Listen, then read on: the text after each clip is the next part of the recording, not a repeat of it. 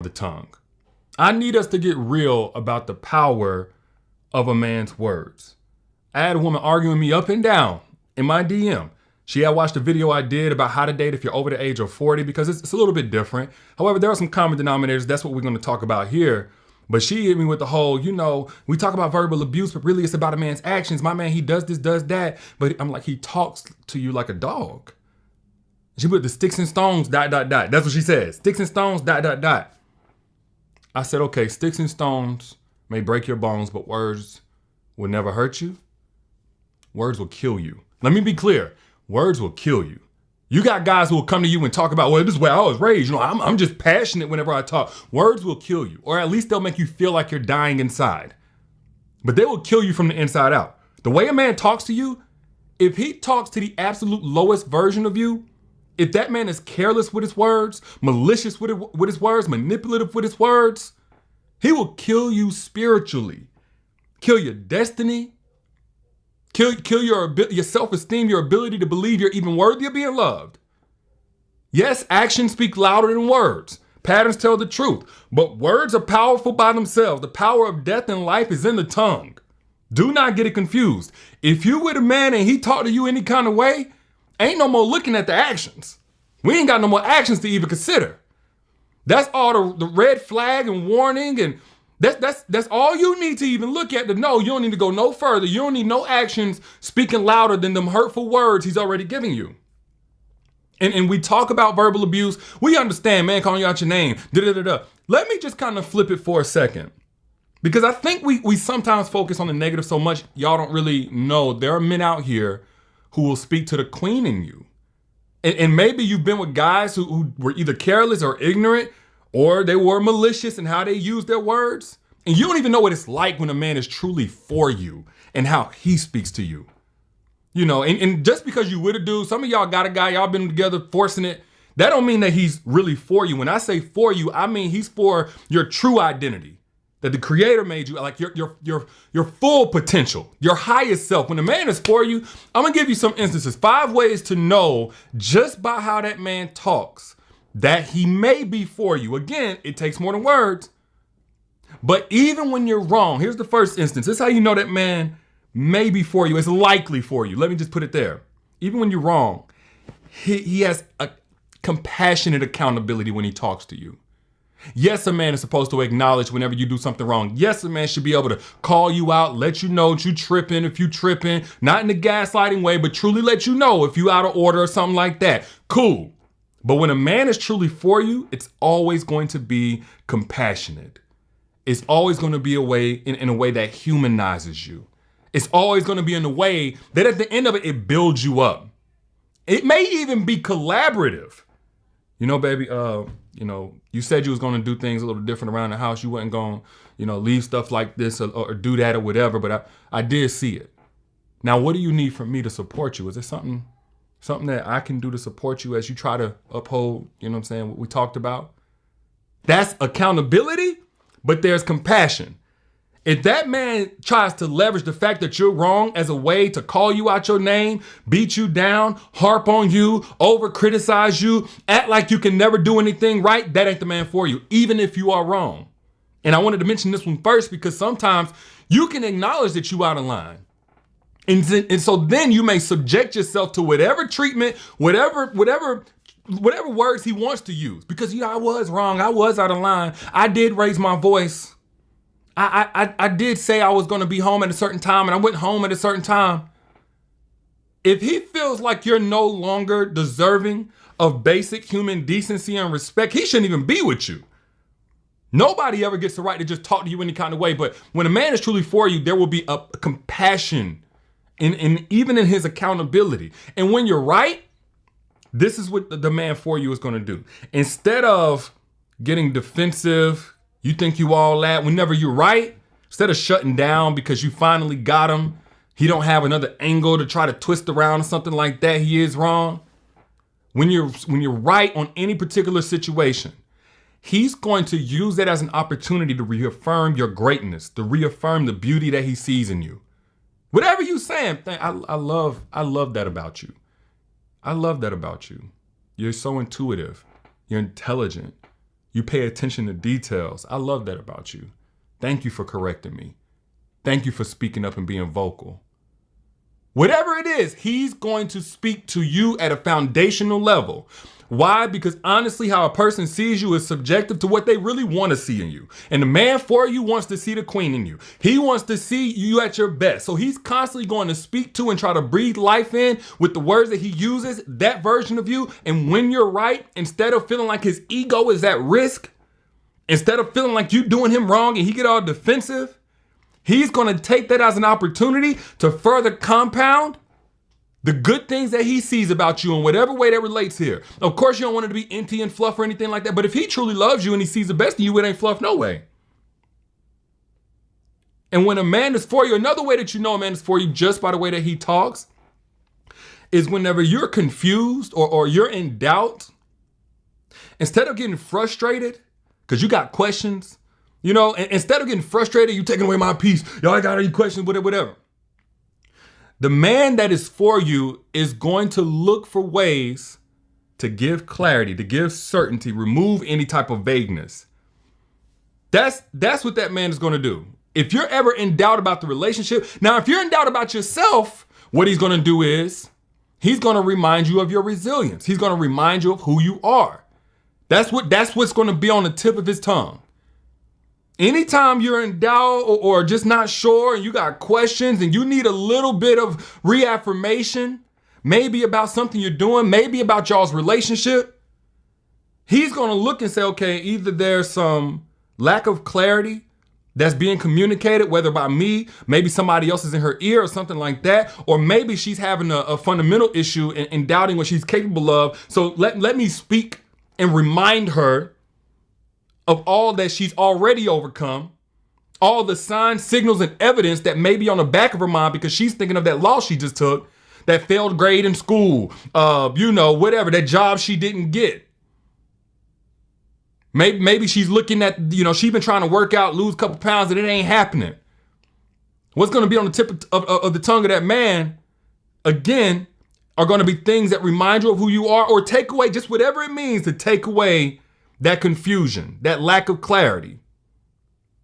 Instead of getting frustrated with a lot of y'all, soon as you don't even want to bring your questions to your man because he's not safe.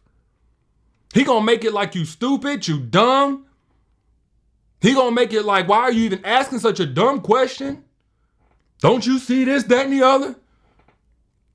Don't come to you down, you just get it done.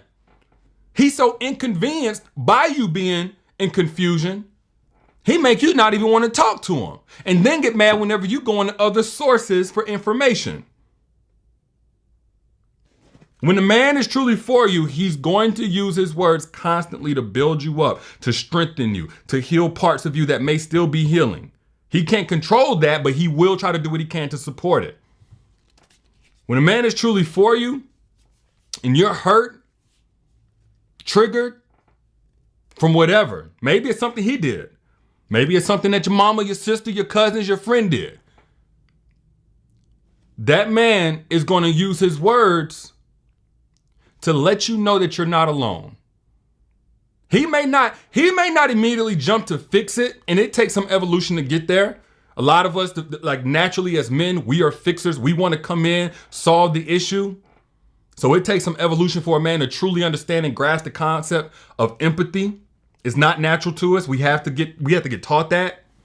But one thing a man is going to do, no matter what side of the spectrum that he's on, if he's truly for you, is remove any feeling of isolation. You may not always want a man to come in and fix your situation, but nobody ever wants to feel isolated in their pain. Nobody. No man or woman. There's never a time where you desire to feel isolated. So his words will make the effort to see you, to validate you, to let you know he's there if you need him. If you're not alone, if you want to talk. What you need from me right now, if you want me to hold you. Can I help? Is there something I can do to help? If not, cool, I'm here. Need something taken off your plate while you figure this out? Do you want to talk? Do you want to go to whatever therapy? Do you need this? Do you need that? Is it something I did? And this is without badgering you. This is allowing you, he'll allow you. Even an assertive man will say, okay, let me Let me trust that she knows what she's feeling better than what I can identify.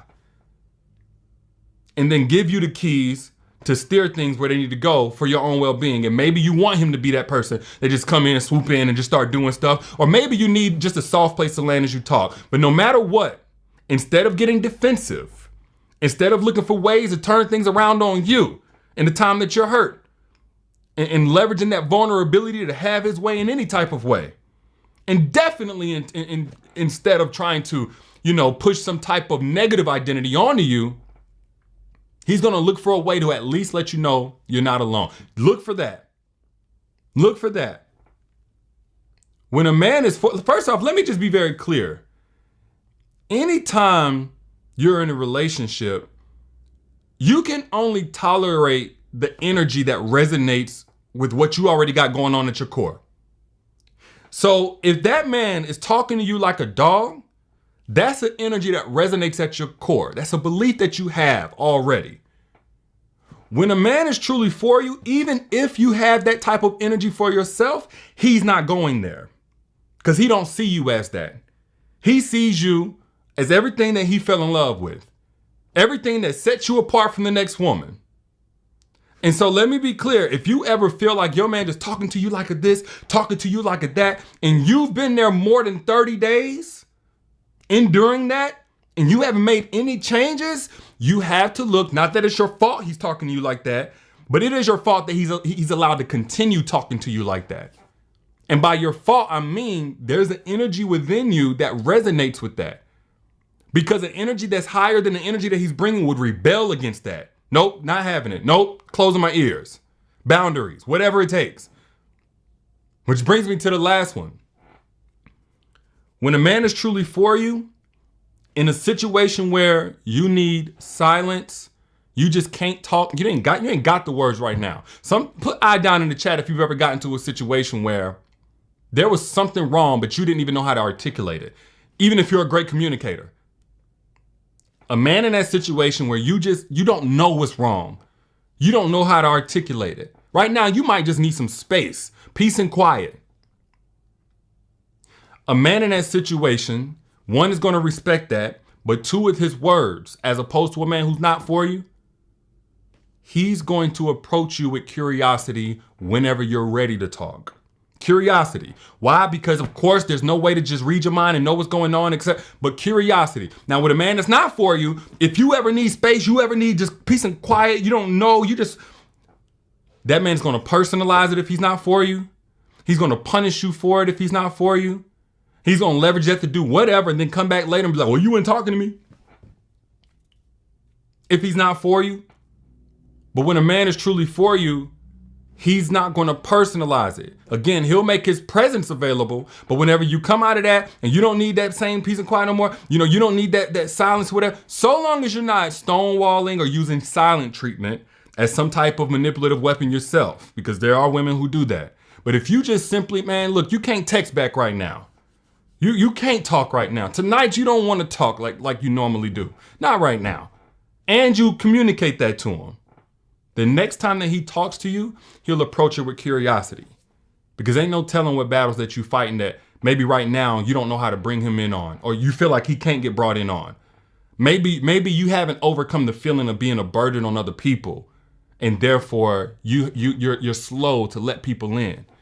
Maybe there's something that he's done at some point or some way that he's talked to you in the past he's not aware of that's made you feel unsafe to bring him in on that type of thing.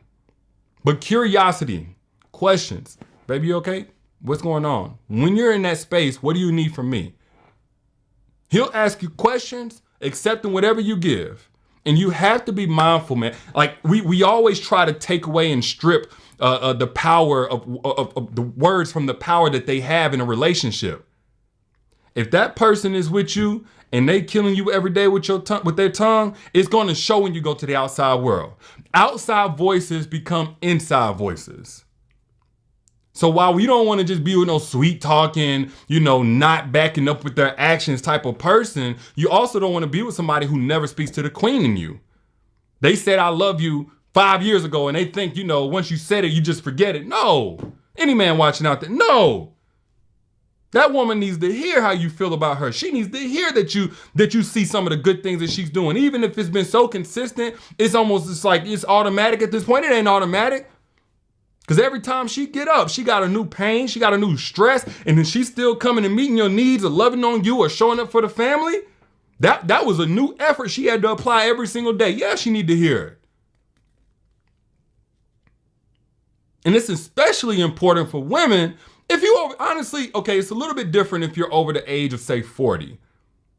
Because at age 40, you've already had lived experiences and you spent a lot more time working on yourself in certain capacities. So your whole approach to this type of thing or dealing with a man that wants to use his words, whether carelessly or not quite at the level that you need him to in order to finish this life of yours, achieving the purpose that you set out for whenever you was 18 years old, it's a different approach. Matter of fact, I made a video breaking down exactly what you need to do differently if you're over the age of 40, really over the age of 35, if you're a bit more mature. That link is down there in the comments, also in the caption when you back out. Free video, by the way, if you're over the age of 40. But for everybody, if that man don't know how to, he ain't got to be the biggest chatty patty, most talkative person, anything like that. He ain't got to be a wordsmith or a poet or anything like that. But if that man is truly for you, not only will his actions speak loudly, his words will speak encouragingly, lovingly, compassionately, supportively. That's how his words will be used intentionally.